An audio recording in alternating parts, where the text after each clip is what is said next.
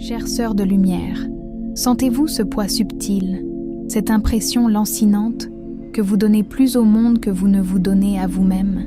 Êtes-vous fatigué d'être la solution pour les autres, tout en vous sentant le problème non résolu de votre propre vie? Ce sentiment de vivre au rabais, d'accepter silencieusement moins que ce que votre cœur désire et mérite, est une douleur que je connais bien et qui est partagée par tant de femmes puissantes. Je suis ici aujourd'hui non pour vous juger, mais pour éclairer cette dynamique avec la sagesse ancestrale du bouddhisme. Nous allons décortiquer les chaînes invisibles du conditionnement qui vous ont appris que le sacrifice est une vertu et que le mérite se gagne par l'épuisement. C'est une illusion profonde qui vous éloigne de votre droit inné à la paix et au calme et qui vous empêche de voir la générosité de l'univers. Le moment est venu de reconnaître que vous êtes digne de tout l'amour, de tout le respect et de toute l'abondance que la vie a à offrir, sans avoir à lutter ni à vous excuser pour cela. Si vous êtes prête à transformer cette vérité intérieure en réalité quotidienne, restez avec moi. Nous allons explorer 8 clés essentielles pour démanteler l'habitude d'accepter moins et pour incarner la pleine conscience de votre valeur. Ensemble, nous allons faire de ce message bien plus qu'une simple conversation. C'est un engagement sacré envers vous-même. En restant jusqu'à la fin de cette guidance, vous recevrez la bénédiction finale qui scellera votre intention et vous donnera la force de marcher dans l'impermanence avec une compassion renouvelée et une dignité inébranlable. Souvent, la première limite que nous acceptons n'est pas imposée par le monde, mais par une petite voix intérieure, chuchotant qu'il est plus sûr d'être petit.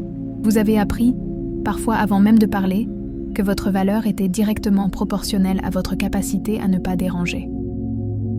C'est le début du conditionnement invisible, celui qui nous fait croire que le mérite se gagne en s'effaçant, en contenant nos vagues pour que l'océan autour reste plat. C'est une erreur subtile, mais puissante, qui s'ancre profondément dans notre psyché féminine, souvent axée sur l'entretien et le soin des autres, et qui altère notre sens de la paix. Pensez à l'enfant que vous étiez. On vous a peut-être félicité pour votre douceur, votre obéissance, des qualités qui, sans fondation de conscience, deviennent des outils d'autonégation. Pour préserver l'harmonie familiale ou éviter le rejet, vous avez réduit la taille de vos besoins jusqu'à ce qu'ils deviennent presque imperceptibles, même pour vous. Ce n'est pas de la force, c'est de l'adaptation excessive. L'esprit finit par normaliser ces frontières rétrécies, considérant cet espace minimal comme sa demeure naturelle, oubliant qu'il mérite la vastitude de l'univers. Dans la philosophie bouddhiste, nous parlons du conditionnement mental comme d'une habitude qui construit notre réalité. Lorsque vous acceptez moins que ce que vous méritez, vous programmez votre esprit à reconnaître l'insuffisance comme la norme. Cette acceptation silencieuse devient alors la trame de votre existence, un voile tissé par la peur de l'abandon et du manque. Vous confondez le calme extérieur, obtenu par la minimisation de soi, avec la véritable paix intérieure, qui ne peut exister que dans l'authenticité et la vérité. Pour briser ce cycle, il faut d'abord éclairer ce qui était dans l'ombre. Ce chemin vers la reconnaissance de soi est souvent libérateur, mais il nécessite de l'engagement. Si ces mots résonnent en vous, si vous sentez que ce message est une clé pour ouvrir une nouvelle porte dans votre vie, je vous invite de tout mon cœur à vous inscrire à cette chaîne. Ensemble, nous allons démanteler ces illusions qui vous retiennent. Cela vous permettra de recevoir régulièrement les outils nécessaires pour cultiver la pleine conscience et vivre votre vérité sans culpabilité. Le piège de ce conditionnement réside dans le fait qu'il est transmis de génération en génération, souvent enveloppé dans le langage du devoir et de la dévotion. On nous enseigne que la compassion commence par les autres, nous laissant la dernière miette. Or, le Bouddha nous rappelle que si notre propre lanterne n'est pas allumée, nous ne pouvons éclairer le chemin de personne. Le vrai mérite est de se tenir debout, complète et non diminuée. C'est un acte radical de présence à soi, qui est souvent mal interprété par ceux qui ont bénéficié de votre petitesse. Le cœur de ce processus est de réaliser l'impermanence de ces rôles limitatifs. Les étiquettes que la société, votre famille, ou même vous-même, vous avez imposées ne sont pas fixes. Elles sont des constructions mentales destinées à être dissoutes par la lumière de la sagesse. Quand vous acceptez moins, vous vous accrochez à une illusion de sécurité, craignant que si vous exprimez la plénitude de votre être, l'univers ne vous retire son soutien. C'est l'ego qui chuchote cette peur, vous éloignant de votre source de paix.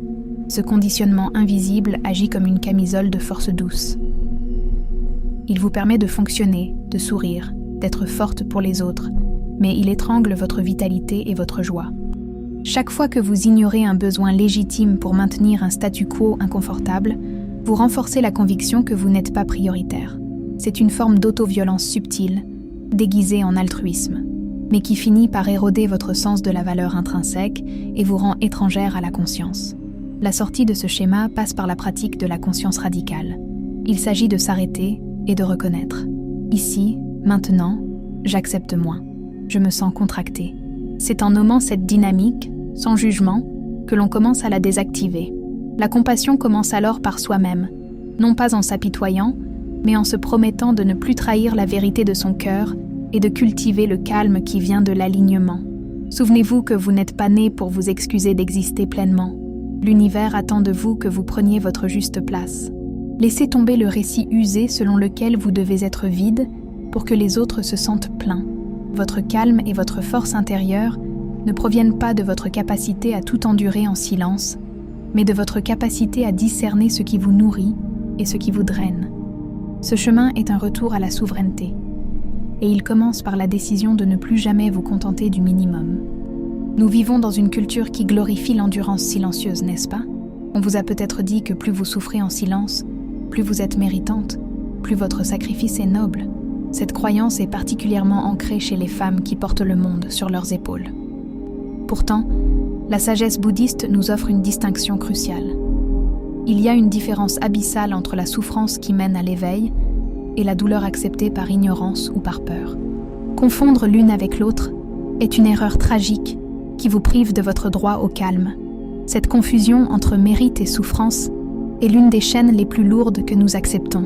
Elle repose sur l'idée fausse que la sainteté se mesure à l'aune de notre mal-être. Nous nous accrochons à la douleur comme à une médaille, croyant que si nous lâchons cette situation difficile, nous perdrons notre leçon ou notre statut de martyr. Le bouddhisme, au contraire, nous enseigne que la véritable vertu réside dans la clarté et la compassion, non dans le sacrifice inutile qui mène à l'épuisement. La souffrance devient un outil de croissance uniquement lorsque nous l'abordons avec pleine conscience. Si vous vous infligez ou acceptez une douleur dans l'espoir d'être récompensé plus tard, c'est un marché de l'ego, non une pratique spirituelle. Le Bouddha n'a jamais prôné l'attachement à la douleur, mais plutôt la libération de celle-ci. Le chemin de la libération commence par la reconnaissance lucide que certaines de vos souffrances ne sont que le fruit de vos attachements et de votre peur de l'impermanence. Imaginez une fleur qui lutte pour s'épanouir dans un sol toxique. Sa patience n'est pas une vertu si elle a la possibilité de s'enraciner ailleurs. De même, votre résilience est magnifique, mais elle doit être dirigée vers ce qui nourrit votre paix intérieure. Le mérite véritable est de prendre une décision alignée avec votre vérité, même si elle est inconfortable au début. Lâcher la souffrance n'est pas un signe de faiblesse, mais une preuve de grande sagesse et de maturité spirituelle qui reconnaît la nature changeante de l'univers. Le Dharma nous invite à distinguer entre la douleur inévitable de l'existence, la maladie, la vieillesse, la mort, et la souffrance que nous créons par nos réactions. Lorsque vous acceptez moins que ce que vous méritez, vous vous infligez une souffrance superflue, enracinée dans le jugement et le manque d'amour-propre. C'est une souffrance que vous pouvez choisir d'arrêter, simplement en changeant la perspective de votre conscience et en vous autorisant le repos et la légèreté. Beaucoup de femmes craignent que si elles cessent de souffrir, elles deviendront égoïstes ou dures. C'est une projection. La compassion commence par soi. On ne peut donner que ce que l'on a. Si vous êtes intérieurement épuisé et vide, la gentillesse que vous offrez est souvent empreinte de ressentiment. La véritable paix et le calme que vous recherchez émergent lorsque vous remplissez votre propre coupe sans attendre la permission de l'extérieur. L'idée de l'impermanence est ici votre plus grand allié.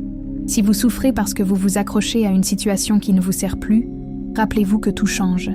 Votre capacité à vous libérer de la douleur auto-imposée est la preuve la plus profonde de votre foi dans le mouvement de l'univers.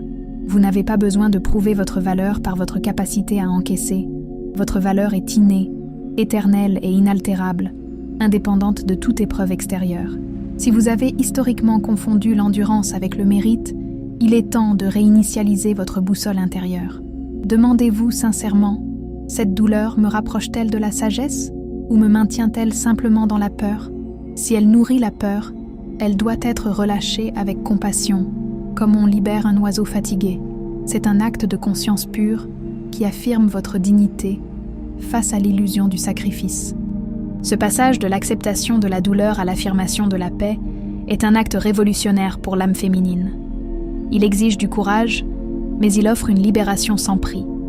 Autorisez-vous à chercher le calme, non pas dans l'abandon de soi, mais dans la reconnaissance totale de votre grandeur. Vous méritez un espace où votre esprit peut s'épanouir sans les contraintes de la souffrance auto-infligée, en harmonie avec l'énergie bienveillante de l'univers. L'attachement est le grand architecte de nos prisons intérieures. Il est particulièrement insidieux lorsqu'il se déguise en vertus nobles, comme la loyauté ou le sens du devoir.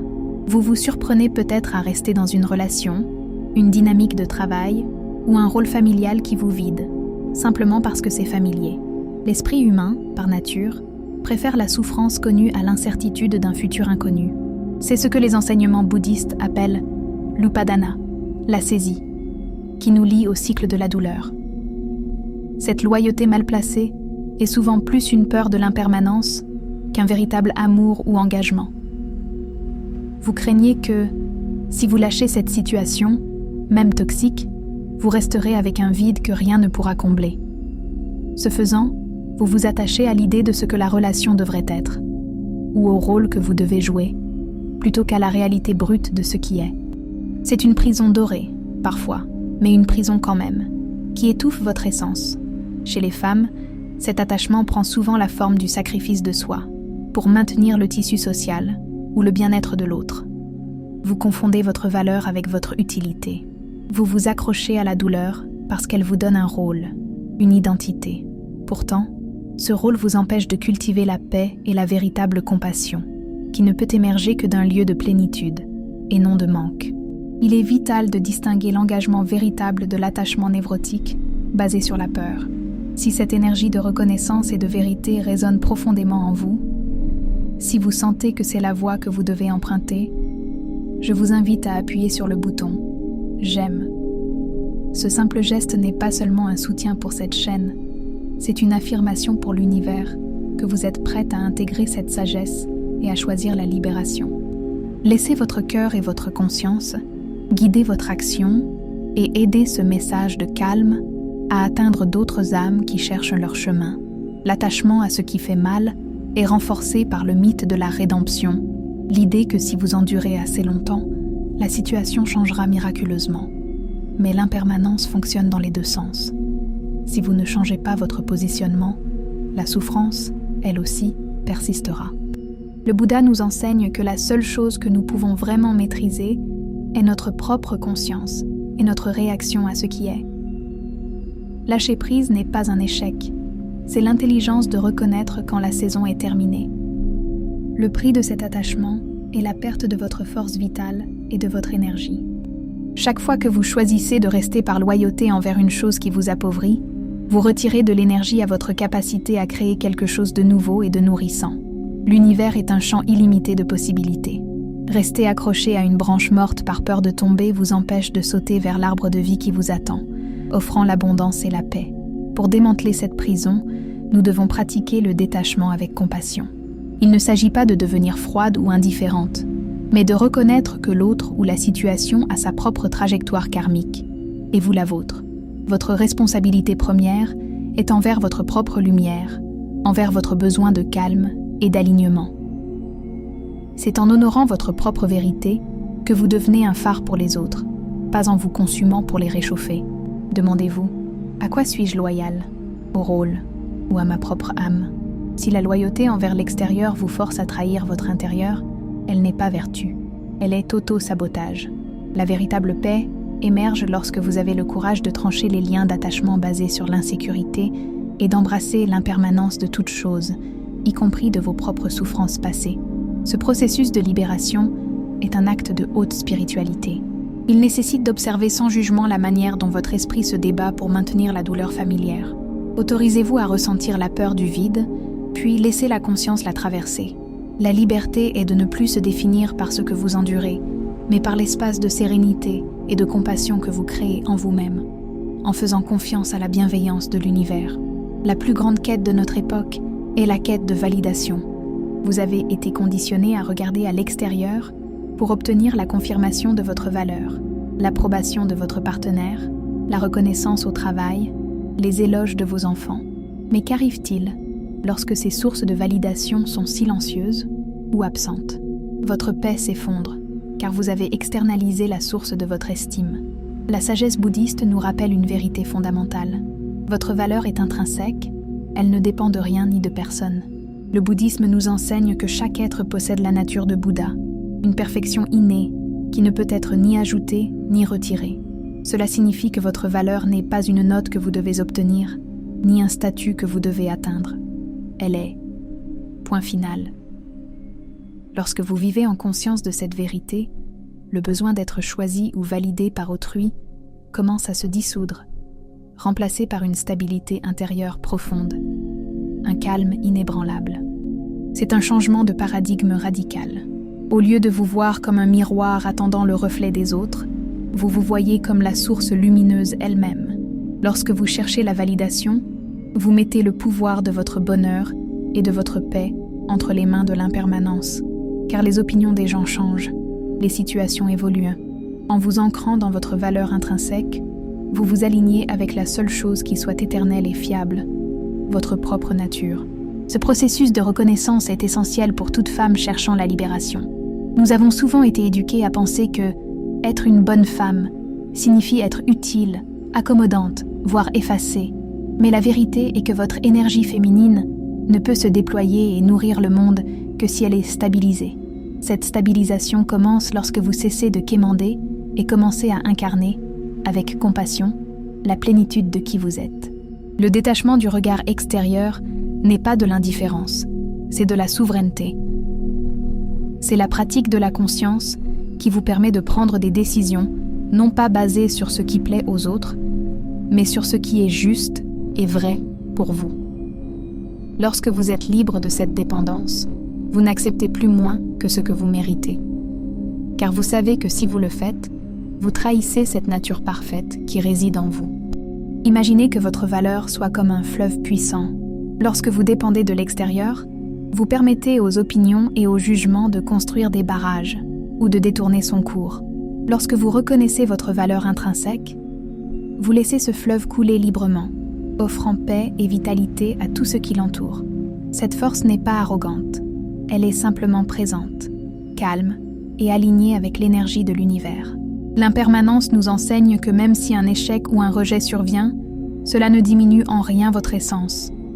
Un nuage peut masquer le soleil un instant, mais il ne détruit pas sa capacité à briller. Pratiquez la compassion envers les moments où vous vous sentez faible. Mais rappelez-vous toujours que cette faiblesse est un état, non votre identité. Le calme réside dans cette distinction. Pour vous aider à vous ancrer dans cette vérité, pratiquez une affirmation quotidienne. Ma valeur n'est pas négociable. Je suis complète, ici et maintenant. Lorsque vous sentez l'anxiété de la validation monter, respirez et ancrez-vous dans votre bassin, le siège de votre force féminine. Laissez l'énergie de la conscience dissoudre le besoin d'approbation et vous ramener à votre centre. Reconnaître sa valeur sans dépendre des autres est le chemin vers la véritable libération. Vous ne cherchez plus à être accepté par le monde, mais vous vous acceptez vous-même, intégralement. C'est l'acte de compassion le plus élevé, une affirmation de votre place légitime dans l'immensité de l'univers. Et c'est de cet endroit de paix stable que vous rayonnerez la plus grande influence positive. L'un des défis majeurs pour la femme est le tabou des limites. Nous avons été socialisés à percevoir le fait de poser des limites comme un signe d'égoïsme, de froideur ou de manque de compassion. Pourtant, la vérité est que la limite consciente est l'une des expressions les plus pures de la sagesse et de la pleine conscience. Si vous n'avez pas de limite claire, vous vous videz, et ce que vous offrez aux autres n'est plus un don généreux, mais un sacrifice empreint de ressentiment qui menace votre paix. Poser une limite n'est pas un mur, c'est une clôture de jardin qui protège la terre fertile de votre être. Cela signifie dire non à ce qui ne vous sert pas afin de pouvoir dire un oui sincère et complet à ce qui vous nourrit. Cela demande du courage, car souvent, l'autre réagit par la frustration ou la culpabilisation. Mais rappelez-vous que leur réaction est leur chemin, et votre vérité est votre ancrage vers le calme. Cette pratique est étroitement liée à la voie du milieu bouddhiste. La voie du milieu nous invite à éviter les extrêmes, ni la soumission totale où nous nous effaçons, ni la dureté agressive qui blesse. Elle nous appelle à trouver l'alignement juste, où l'on honore ses besoins tout en maintenant la bienveillance envers autrui. Une limite posée calmement et fermement est l'incarnation de cette voie. Elle est pure sagesse en action, reconnaissant l'impermanence de l'énergie disponible. Cette notion de choisir son intégrité avant l'approbation extérieure est le point de bascule de nombreuses vies. Se respecter est fondamental.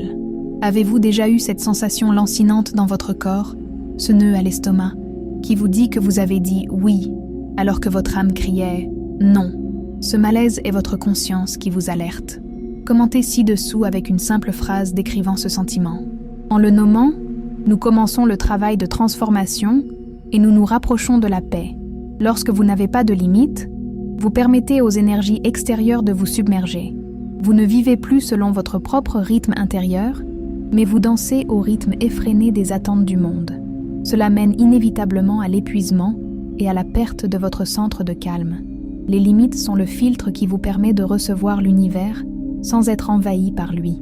Elles sont un acte d'autocompassion nécessaire pour maintenir votre équilibre. La peur de poser des limites est souvent la peur du conflit ou de l'abandon. On craint que si l'on montre sa vérité, on sera rejeté. Mais paradoxalement, les limites saines augmentent le respect que les autres vous portent. Elles signalent que vous vous honorez et par conséquent, que vous méritez d'être honoré. C'est l'impermanence de l'approbation que vous devez accepter pour gagner la stabilité de l'estime de soi. C'est un travail de pleine conscience quotidienne. Avant de répondre à une sollicitation, prenez un moment pour vous centrer. Demandez-vous, est-ce que j'ai l'énergie pour cela? Est-ce que cela sert mon chemin vers la paix? Si la réponse est non, trouvez une manière douce mais claire de décliner. Le ton est aussi important que le mot. Une limite posée avec calme et sans justification excessive est plus puissante qu'un long plaidoyer anxieux. Le sacrifice est glorifié, mais la sagesse est d'assurer sa propre plénitude. Une personne entière et bien limitée peut offrir une compassion authentique, sans attente de retour. L'énergie que vous économisez, en évitant les engagements drainants, peut être réinvestie dans votre croissance, dans votre famille ou dans votre mission de vie.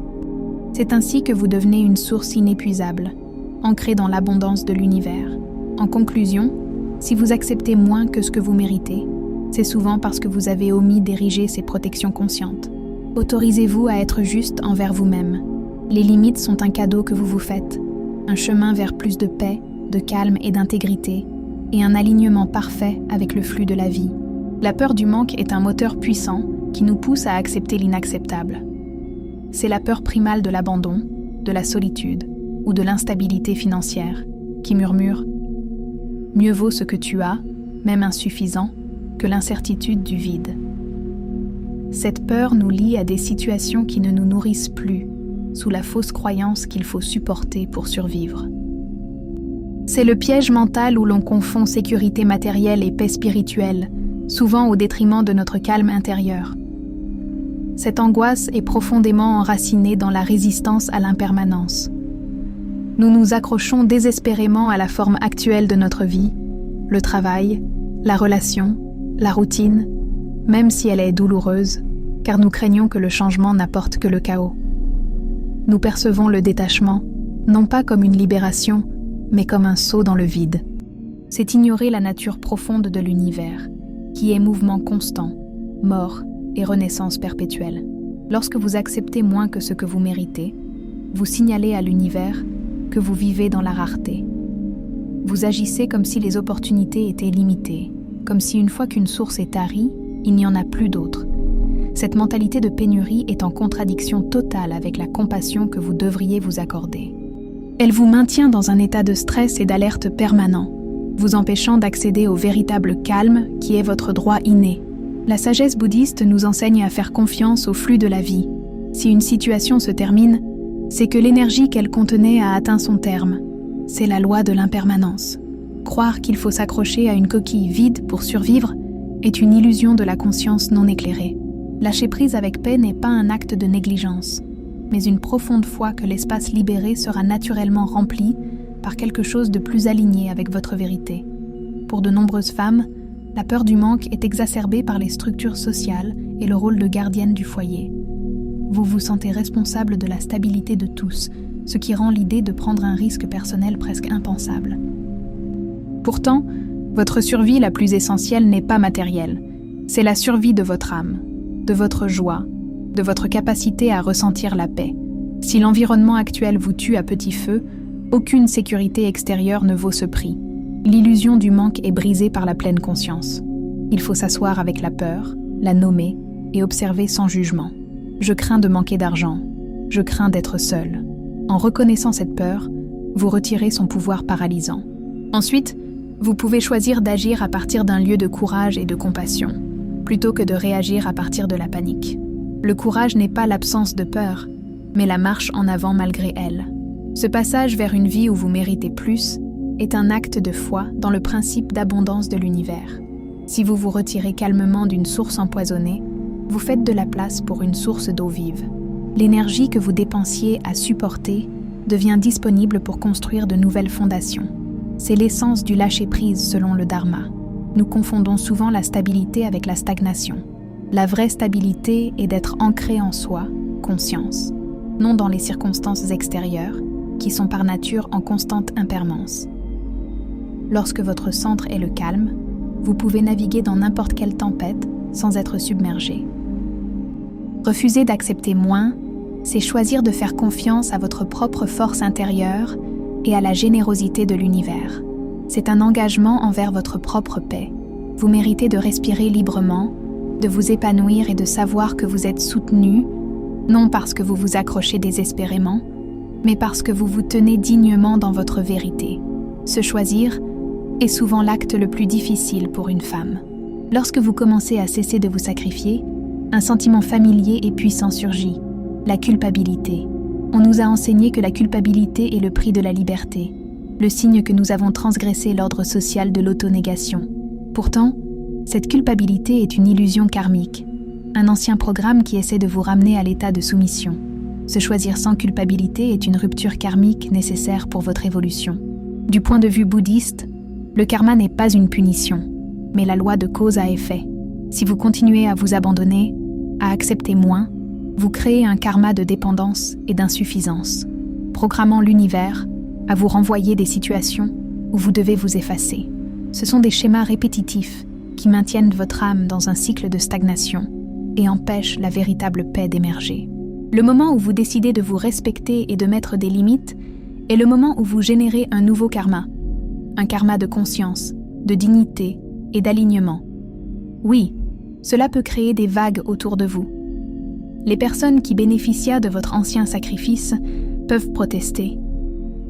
Mais leur malaise n'est pas votre responsabilité.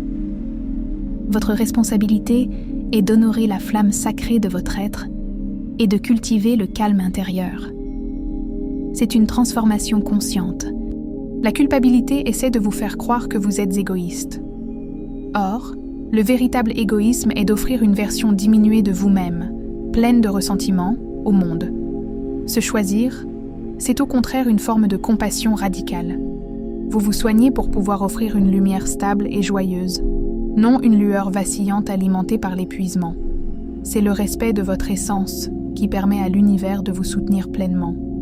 Rejeter la culpabilité exige de la vigilance et de la compassion envers soi. Lorsque le murmure de la culpabilité arrive, pratiquez la pleine conscience. Reconnaissez-le comme un ancien fantôme karmique, sans le nourrir. Dites-vous, je ne suis pas responsable de leur réaction. Je suis responsable de ma vérité et de ma paix intérieure. C'est en faisant cela que vous désactivez l'attachement à la douleur familière. Cette rupture avec les schémas sacrificiels vous ouvre à l'impermanence positive. Les anciennes structures s'effondrent, mais elles laissent place à de nouvelles fondations basées sur la force et la sérénité. Vous apprenez que la solitude n'est pas le manque, mais l'espace sacré où votre âme peut enfin se reposer et où vous pouvez entendre la guidance de l'univers. libre du bruit des attentes extérieures. Le chemin de l'éveil est un chemin d'intégrité absolue. Chaque fois que vous agissez contre votre propre vérité pour éviter la culpabilité, vous vous éloignez de ce chemin. Mériter plus n'est pas une exigence extérieure, c'est une affirmation intérieure. C'est la reconnaissance calme que vous êtes un être précieux, digne de toute la douceur et de l'espace dont vous avez besoin pour prospérer. Imaginez que vous coupez un fil qui vous liait à une machine qui vous pompait l'énergie. Le moment de la coupure est effrayant, mais immédiatement après, vous ressentez une vague de calme et de soulagement. Cette libération énergétique est la preuve que vous avez pris la bonne décision, en accord avec l'harmonie karmique. Faites de ce « je me choisis » un mantra sacré. Entrez dans cette nouvelle ère de votre vie, non pas en vous excusant, mais en vous tenant droite, ancré dans la paix de votre conscience.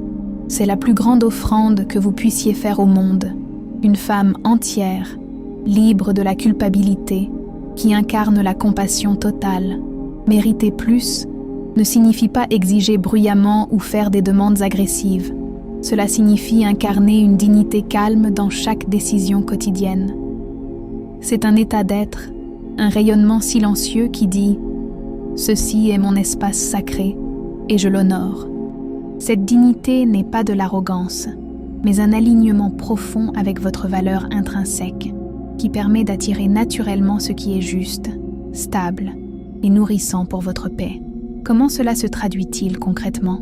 Dans vos relations, cela signifie cesser de suranalyser les intentions des autres et commencer à faire confiance à vos propres limites. Conscience. Dans votre travail, cela signifie ne pas vous excuser pour vos succès ou accepter une charge de travail qui compromet votre calme et votre santé. Il s'agit de s'exprimer avec une clarté aimante, en sachant que votre besoin est aussi valide que celui des autres. Cette dignité calme est l'antidote à l'énergie du manque. Lorsque vous agissez à partir d'un lieu de plénitude et non de besoin, vous changez la dynamique de l'univers autour de vous. Les autres ressentent votre ancrage. Vous n'avez plus besoin de vous battre pour votre place, car vous l'occupez naturellement. C'est l'essence de la compassion envers soi, qui s'étend ensuite naturellement vers les autres, sans être diluée par le sacrifice. Vivre cette dignité est une pratique constante de retour à soi. Quand vous sentez que vous glissez vers l'acceptation de moins, faites une pause. Revenez à votre corps, ancrez-vous et rappelez-vous l'impermanence de ce moment difficile. Pour vous aider à intégrer cette énergie de dignité et de respect de soi, je vous invite à commenter la phrase « Je suis digne ». Laissez cette intention devenir une affirmation puissante qui signale à l'univers votre nouvel engagement envers la paix. Dans le langage bouddhiste, cette dignité s'appelle l'intégration du dharma dans le quotidien. Chaque petite décision, choisir le silence plutôt que de se justifier, préférer la vérité à l'harmonie forcée, est un acte d'éveil. Ces choix créent un nouveau chemin karmique, un chemin où vous attirez des relations et des circonstances qui reconnaissent et célèbrent votre lumière. La dignité calme est particulièrement visible dans la manière dont vous utilisez votre parole et votre silence. Vous n'avez pas besoin de longues explications pour justifier pourquoi vous méritez le respect. Votre silence, lorsqu'il est plein de conscience et de paix, est plus éloquent que 1000 arguments. Il crée un espace de calme autour de vous, forçant l'extérieur à s'ajuster à votre rythme au lieu de l'inverse. C'est une question d'alignement intérieur. Mériter plus n'est pas une aspiration matérialiste. C'est un besoin spirituel. Vous avez besoin d'espace, de temps et de reconnaissance pour que votre âme puisse respirer et pratiquer la compassion sans s'épuiser. Refuser le chaos et choisir la sérénité est un acte de haute spiritualité qui honore le plan de l'univers pour vous. Cette énergie de souveraineté est contagieuse. En vous tenant dans votre dignité calme, vous donnez la permission aux autres femmes de faire de même. Vous ne sauvez personne, mais vous montrez la voie par l'exemple, prouvant qu'il est possible d'être forte, aimante et profondément en paix, sans jamais accepter une position diminuée. Rappelez-vous, votre vie est précieuse. Traitez-la comme le trésor qu'elle est. Chaque matin, levez-vous avec l'intention d'incarner votre valeur, non de la chercher. Cette seule pratique transformera votre relation avec le monde et vous assurera de ne plus jamais vous contenter de moins que l'immensité de l'univers. Chères sœurs, nous arrivons au terme de cette exploration. Rappelez-vous que le voyage pour mériter plus n'est pas une destination, mais une pratique constante de la pleine conscience. Il ne s'agit pas de rejeter le monde, mais de vous ancrer si profondément dans votre propre paix et votre calme que l'univers n'a d'autre choix que de s'aligner sur votre fréquence. Votre dignité est votre boussole. Laissez-la vous guider loin du rivage de l'autosacrifice et vers les eaux claires de la souveraineté. La vérité est que vous méritez l'immensité. Vous méritez une vie où la compassion envers vous-même est le point de départ de toute action, et non un luxe réservé aux moments de crise. Chaque fois que vous choisissez de ne pas accepter moins, vous honorez la loi de l'impermanence, permettant au vieux cycle de souffrance de se dissoudre pour faire place à la sagesse. Vous êtes une force de la nature, une expression unique et parfaite de l'univers. Maintenant, je vous pose cette question essentielle, avec tout l'amour que mon cœur de mentorat peut contenir. Dans quel domaine de votre vie avez-vous le plus besoin d'appliquer la compassion et d'élever vos limites aujourd'hui? Réfléchissez profondément. C'est dans cette reconnaissance honnête que réside le pouvoir de transformation. Prenez ce courage et cette conscience, et faites-en votre ancre. J'espère que ce partage vous a éclairé et inspiré. Si cette sagesse a touché votre cœur et vous a rappelé votre valeur inestimable, je vous invite à rejoindre notre communauté. Ensemble, dans le calme et la compassion, nous continuerons à démanteler les illusions et à marcher sur le chemin de l'éveil. Jointez-vous à nous dans cette magnifique et puissante voyage.